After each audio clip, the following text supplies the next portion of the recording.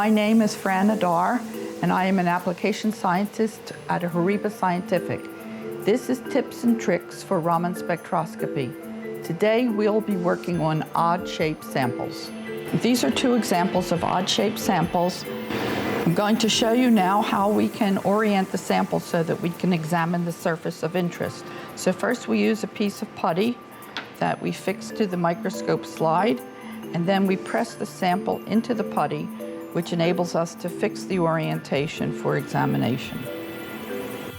If you have a film or a piece of paper and you want to examine it in cross-section, you can attach it to an aluminum block with double-faced tape and then cut a fresh surface with a razor blade.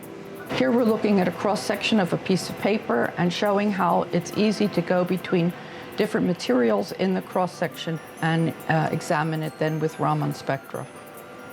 I'm Fran Adar of HORIBA Scientific. This has been Tips and Tricks for Raman Spectroscopy. Thank you for watching.